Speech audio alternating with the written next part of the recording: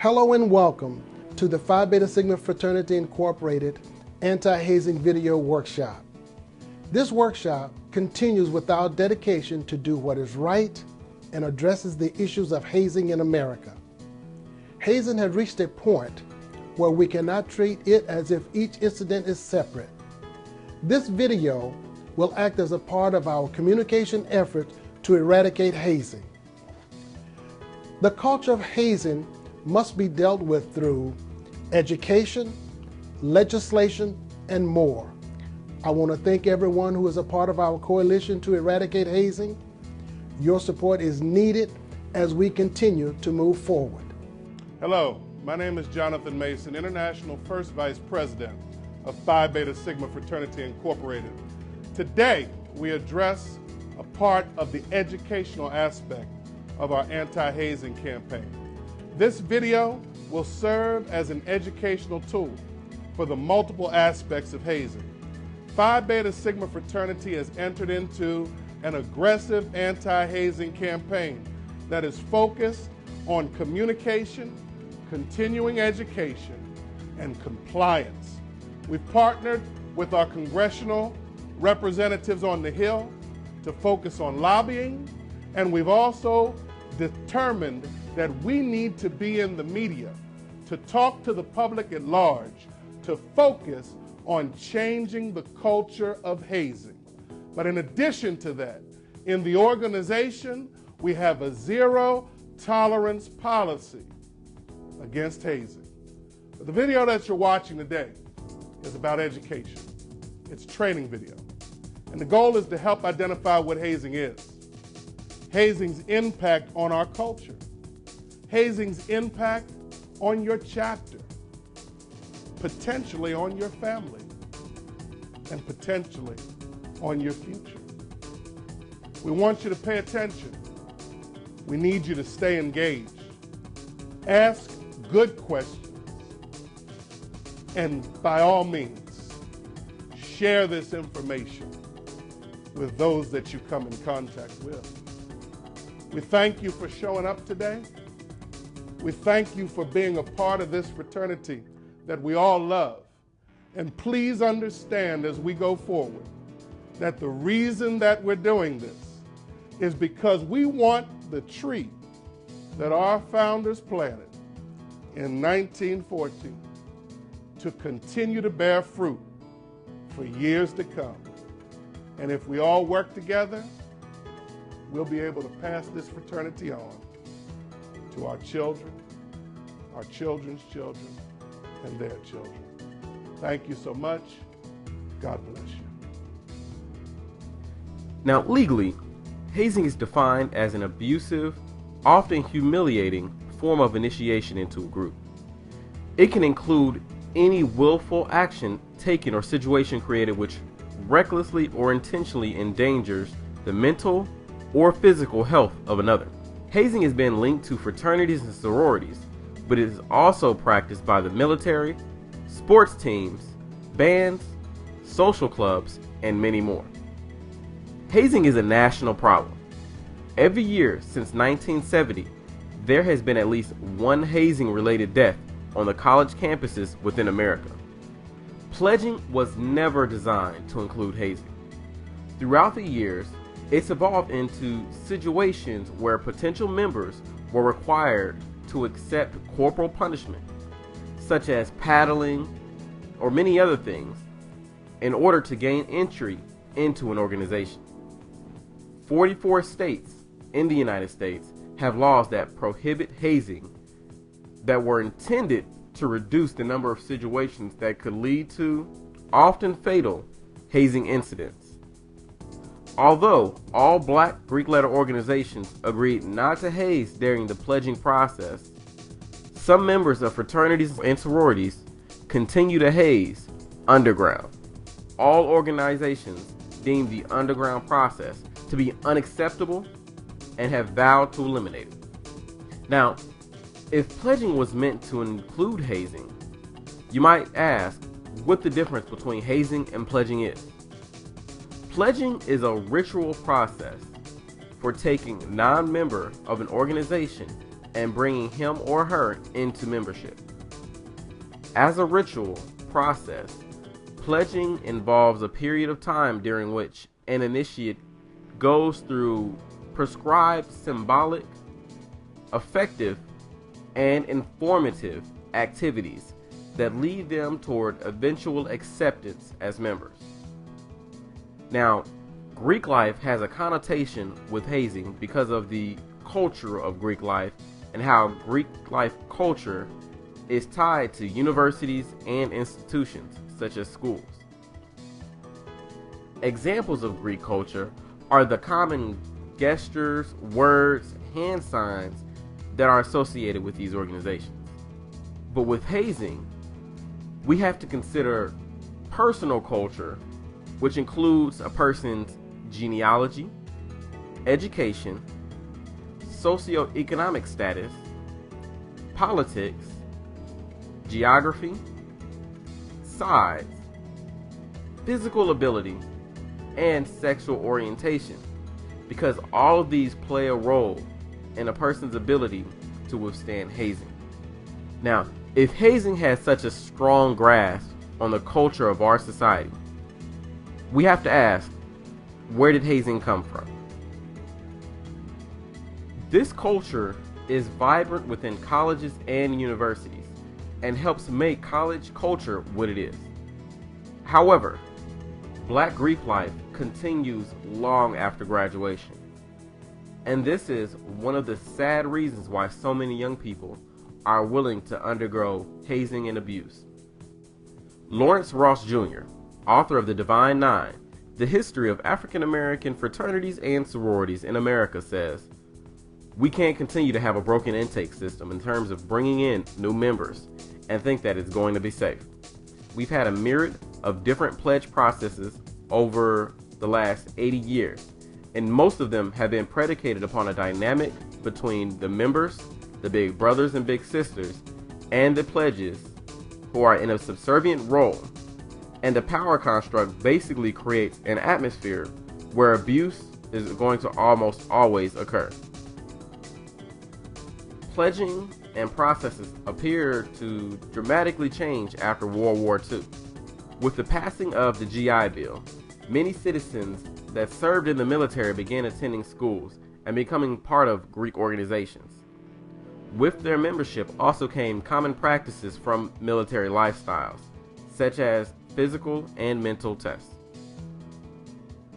Now, mental hazing is often taken for granted or accepted as harmless or meaningless. Subtle hazing typically involves activities or attitudes that breach responsible standards of mutual respect and place potential new members on the receiving end of ridicule, embarrassment, and/or humiliation tactics. Mental hazing can be brutal and leave lasting psychological scars. Some hazing victims report that the mental hazing that they endured was worse than being physically abused. Now, physical hazing includes behaviors that have the potential to cause physical, emotional, or psychological harm. Paddling is one of the oldest traditions in Greek organizations and was adopted by many Black Greek organizations. Although receiving a swift thwop to the backside with a wooden paddle may seem harmless, it is possible that this is one of the most dangerous rituals. Paddling can cause blood clots, kidney damage, blood in the urine, and death in many cases when symptoms go unnoticed. A student in California died from an overdose on water. He was forced to drink numerous pitchers of water, often to the point of vomiting. He ended up drinking so much that his brain swelled and he died of water intoxication. One student was repeatedly punched by a member in the chest, using knuckles to harden the blow until the pain became excruciating. Stories about hazing are passed down through generations. The good old days probably were not that good to the person who was enduring the hazing at the time. Time softens and distorts the bonding experience. The "I did it and it didn't kill me" theory must be put to rest. Now, while hazing does not necessarily involve alcoholic consumption Often, it is either a central or contributing element. Under most codes of conduct, any consumption of alcohol, other drugs, or other substances that is an explicit or implicit condition for initiation to, admission into, affiliation with, or continued membership in a group or organization is hazing. This definition is applied regardless of the level of pressure to drink. Now we will cover the responsibilities within hazing and punishments. To alleviate a lot of issues, you should just commonly ask yourself these questions. Would I feel comfortable participating in this activity if my parents were watching? Would we get in trouble if the dean of students walked in? Am I being asked to keep these activities secret? Am I doing anything illegal? Am I risking arrest by participating in this activity? Do I want the burden of having a criminal arrest record when I apply for jobs?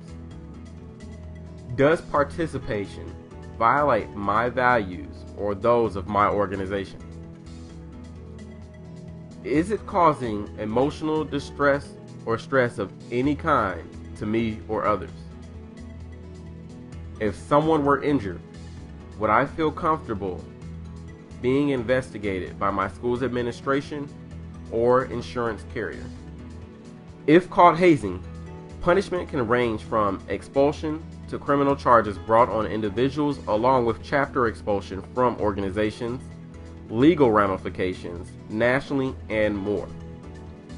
Any person present during hazing can be punished, whether participating or not.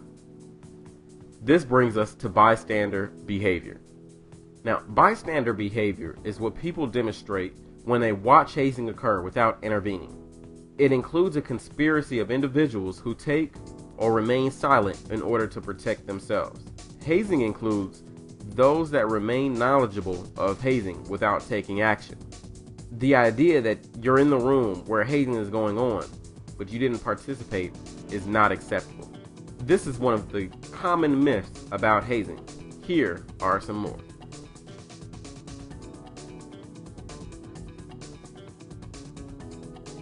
If caught hazing, some of the punishments could include financial ramifications, campus ramifications, family ramifications, and legal ramifications. 95% of college students fail to report hazing. Students often tell peers and families, but do not report to the authorities. Eliminating hazing begins with each organization and chapter on the ground level. Bringing in new members includes building bonds with them. This can be accomplished in other ways conducive to those relationships. We must replace hazing with other activities. These activities must build trust and respect. In eliminating hazing, you must also obtain support from your chapter. As leaders, you must speak up when it's called upon. You must then require your brothers and sisters to do the same. Eliminating hazing also is the responsibility of graduate chapters and alumni chapters. As role models, these chapters must be willing to step up for what is right. University advisors and graduate advisors also have a role. With such a close relationship to chapters, these advisors are commonly the eyes and ears of the university and national offices. The responsibility of these people is great. Then we must continue to work with the university's administration and authorities in eliminating hazing. This includes legislators, school deans, presidents, administrators, and so many more. It is also imperative that everyone have the knowledge and skills to intervene with hazing. High schoolers need to know that they do not have to suffer pain to be accepted and cannot allow themselves to be harmed in any way. More than 50% of students entering college already have been hazed. Pledgees and individuals going through intake need to know that they deserve to have the experience of brotherhood and sisterhood they were promised. They should make the most out of their new membership and experience to help others do the same. Chapter members must know that they must be the force to challenge tradition. You can be the change agents. Commit to the values of your organization and help empower your chapter members to stand with you. Chapter leaders need to know that they should not put up with any individuals who believe that hazing is okay. No organization's rituals support such activity. Therefore, a hazer does not uplift or uphold their organization. If an individual enables hazing, he or she will inevitably create bigger problems for you and your chapter. Grad chapters and alumni advisors must understand that they cannot support or encourage hazing. "They did it to me and I survived" is a thing of the past. Be involved in new member intake and to hold the chapters accountable. Advisors, teachers, coaches, all need to know that it is important to create healthy and safe campus environments for all students. As professionals, they must recognize that while students ages 18 through 22 legally might be adults, but mentally and emotionally have not fully matured yet, they have to be the adults. Administrators and authorities on institutions and universities need to know that they must develop policies and insist that they are followed. They must train and empower staff to act swiftly, effectively, and intervene while taking corrective measures when necessary.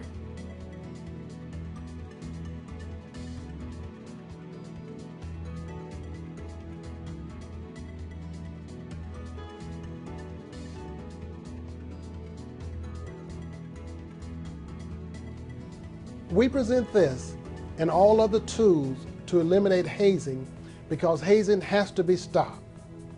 This has to be the beginning of the end.